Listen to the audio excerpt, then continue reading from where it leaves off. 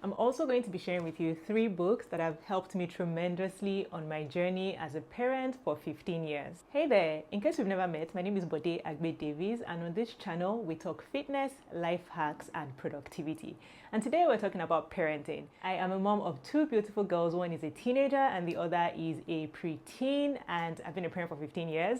And I'm just going to share with you 5 lessons plus maybe 1 bonus, and the bonus is one we don't talk about enough, and we're going to be sharing that today. Now, before we get into it, let me just say I am not a child psychologist, I am not a professional.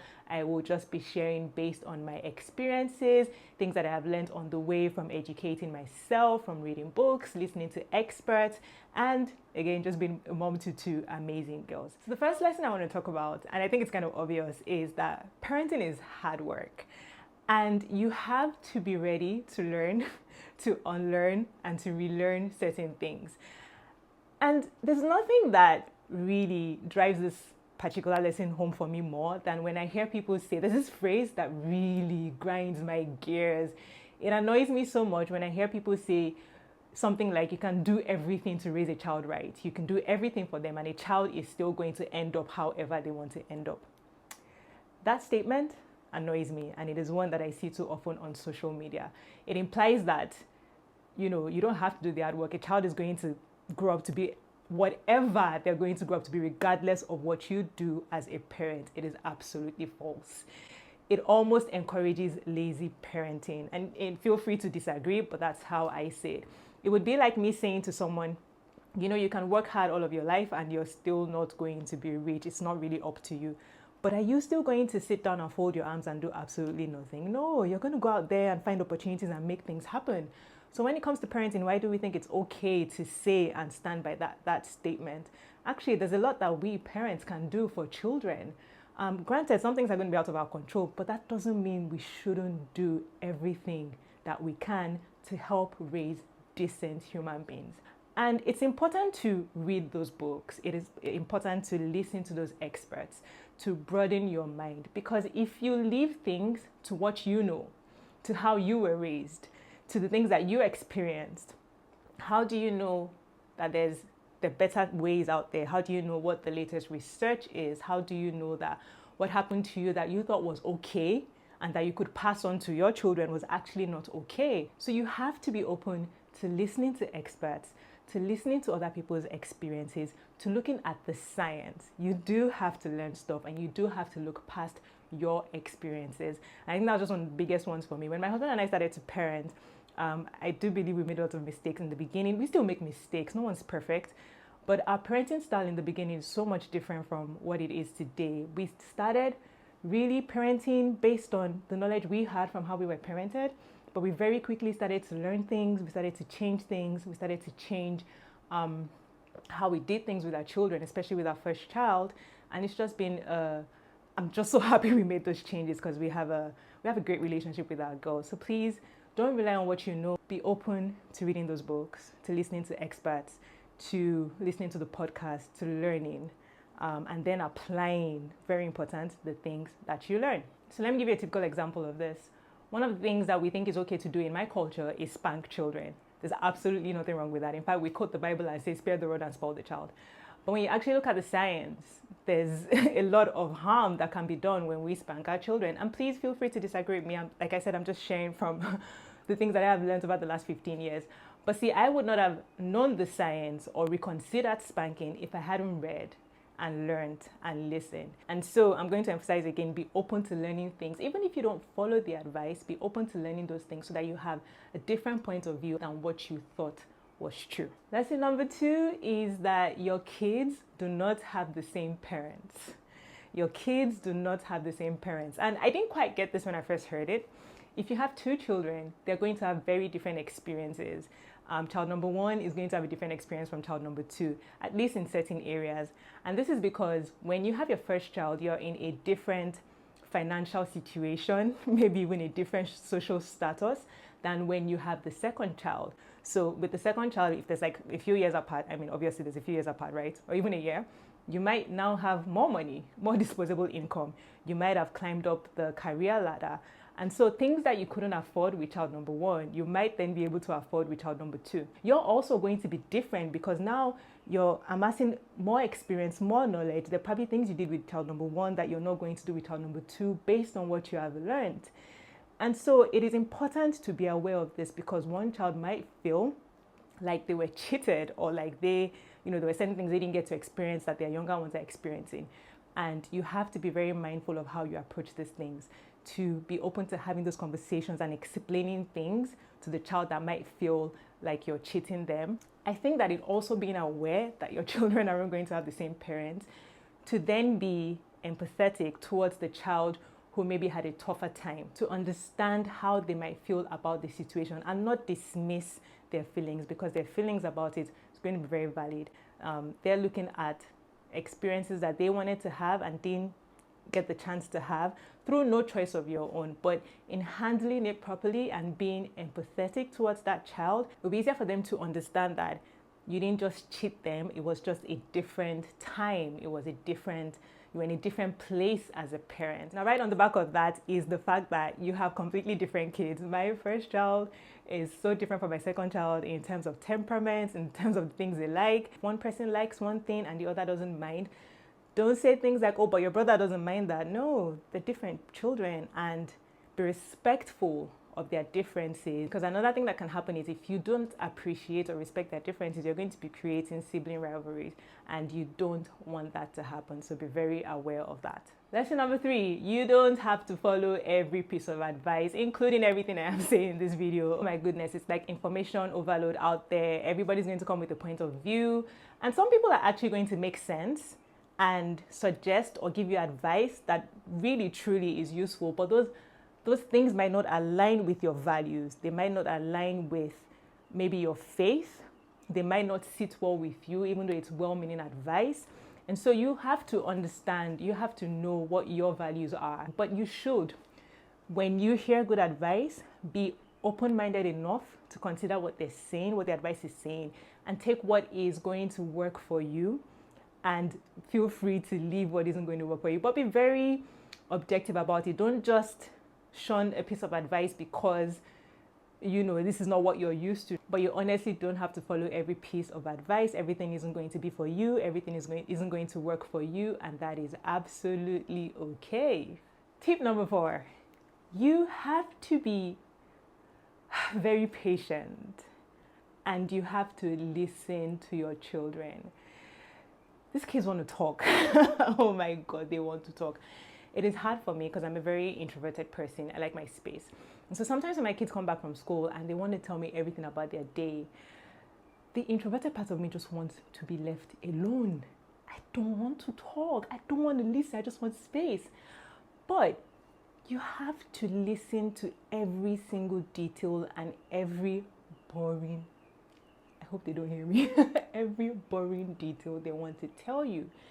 Because when you can show that you're that parent they can talk to, even when the things they're telling you, it's just meaningless at that point, right?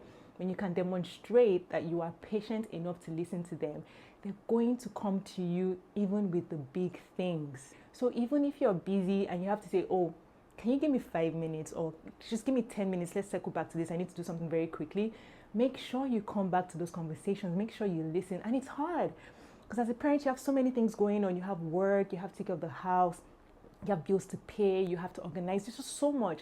And now you have to sit down and give your undivided attention to these children who want to tell you about what happened at playtime in school.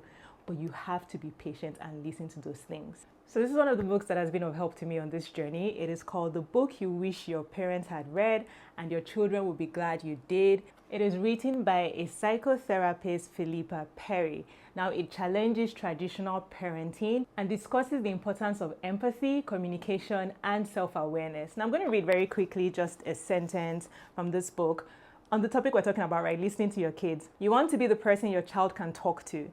If you tell them they're being silly to complain when Granny made them a nice lentil stew, they may feel they can't tell you when the creepy piano teacher puts his hand on their leg. So please, boring as it may be, hard as it may be, please be patient and listen to your children. Lesson 5. Children do what you do and not just what you say. And I think, again, just maybe growing up Nigerian, we have a tendency to want children to do what we tell them to do and not do things we're doing. So we're going to be doing something wrong, or we're going to be doing something that we don't want our children to do, but we're going to tell them, don't do this, even though we do it. They absorb, like even as young children, they actually absorb and they watch and they see what we're doing. And they might obey you, right, in the moment or in the present, obey you because maybe they're scared and they don't want to be punished.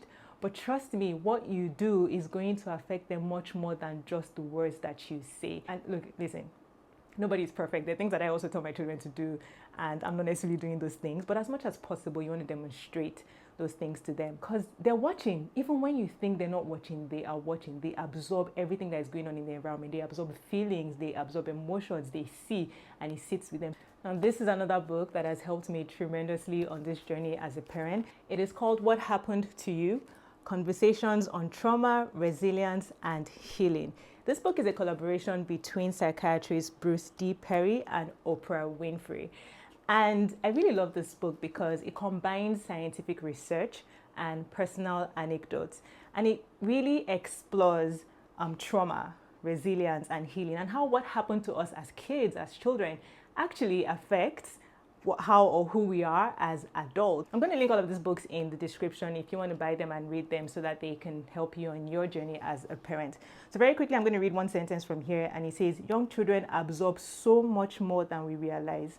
The younger you are, the more sensitive you are to your emotional climate. All right, so that's 5 lessons, but I have one more book to share with you, and I'm just going to give you two very quick extra lessons. Now, this one is actually not a lesson. It is a phrase that I learned, I think it was from a doctor on social media, a child psychologist who was being interviewed. I don't really remember. She said one of the things she learned while learning how to communicate with her teenager was when they come back from school and they're trying to talk to you about something that happened, maybe a situation. As parents, we usually want to problem solve. And a lot of times our teenagers don't want us to solve those problems. And so when we start to problem solve immediately when they're just talking to us about their day, sometimes they're just going to come home and stop talking to us. So she said, whenever your child, your teenager comes home and is trying to tell you about something and you feel that nudge or urge as a parent to problem solve, she says, pause and ask your child. So say these words to your child. Do you just want to talk or are you looking for advice? And I remember hearing this and I thought, nah, my child definitely wants advice. But then my teenager came back from school and she was telling me something that happened to her. And I was about to problem solve. I was about to jump in with solutions, but I was like, hold on. And so I said to her, oh, wait, do you want advice or you just want me to listen? And she said, I just want to talk. I just want you to listen. I was shocked. I honestly thought that she was going to say, yeah, I want advice. She didn't want anything, so she just wanted to get it off her mind and talk. And so I just stayed back and just let her get everything off her mind, and she just felt better. And it was just a way to assure her that I'm here, like, talk to me. And so she's so free to come back from school and tell me about her day. That being said, there are going to be times when she comes with something and she tells me she doesn't want advice, she just wants to talk. But by the time she gets into it, it's something that I have to say something about. I have to interject, I have to say something. And so sometimes you're going to have to judge this situation by yourself to see, no, should I just listen or is it something I have to just give her a piece of advice? But that is a phrase that if you have teenagers, please hold on to and use. Are you looking for advice or do you just want to talk? The last book I want to share with you is called Untangled: Guiding Teenage Girls Through the 7 Transitions into Adulthood. It is written by clinical psychologist Lisa Damore. And this book, let me tell you, if you have teenage girls, you want to get this book because it walks you through the challenging times of being an adolescent. When these kids are going through adolescence and even they don't understand what's going on with them. And you know, this is a period in a girl's life where many parents say, oh, teenagers are terrible. And I find that not to be true. I find that teenagers are just misunderstood. This is a lot of personal stories. She guides you through the challenges that these girls go through at this age. She gives you conversations. She even teaches you step by step how to have those tough conversations with teenage girls, how to help them navigate this challenging period so that you come out having a better relationship with your teenager. It has been such a game changer, and please I cannot overemphasize this. If you have teenage girls, absolutely get this book. So very quickly, I'm going to read a sentence from this book, and it's talking about how, sometimes parents use shame as a tactic to discipline children. And it's saying here that shame is one of the last places we as parents want to land with our kids. Indeed, the capacity to shame a child is one of the most dangerous weapons in our parenting arsenal. Shame goes after a girl's character, not her actions. It goes after who she is, not what she did. All right, now the absolute last one I'm going to talk about is mostly for us, not even for the kids, for the parents. In my experience, 15 years parenting, what I found, and that no one really tells us, is as you parent your children, you start to think about how you were parented, and it shines a light on things that your parents did wrong that you didn't realize at the time. But as you start to read and you start to gain knowledge and you start to change, and then you start to parent these children, it becomes so obvious that, oh my goodness, my parents messed up in this area and they could have done better in this area, and this thing they did was so messed up and they shouldn't have. There's just so many things that bubble up to the surface. And it's hard because your parents are still your parents, right? It can affect your relationship with your parents.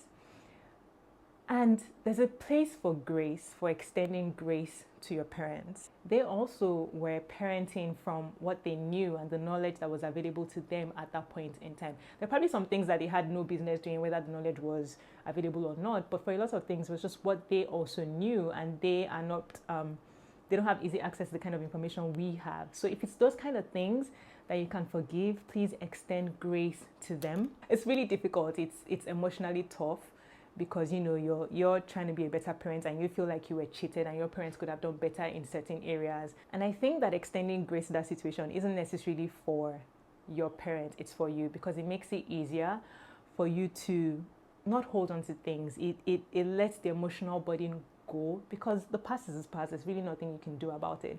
But moving forward, you might also want to put boundaries in place to be able to say, okay, certain things are no longer going to fly, especially if your parents are still doing certain things that they should not be doing, right? And so you can't just put boundaries and safe limits around and be able to have this conversation and say, these things you used to do are no longer acceptable. You are my mother or my father. I absolutely love you, but you cannot treat me this way or say this thing to me anymore. And just to have these conversations in as peaceful a way as you can. But yeah, that's one that we don't talk about enough. It does bring up a lot of things from when we were kids and we start to reevaluate the relationship. There's just a place for grace, and you have to be open to extending that grace to them and be defining your relationship if you need to, and definitely setting up boundaries. All right, so that's it. I've been a mom of two for 15 years. I hope these lessons were helpful. There's just so much more we can talk about, but yeah, I hope these ones really help you on your journey. I hope you enjoyed this video. Please share it with someone. If you haven't subscribed yet, what are you waiting for? Click on the subscribe button right now, and I will see you on the very next video. Bye.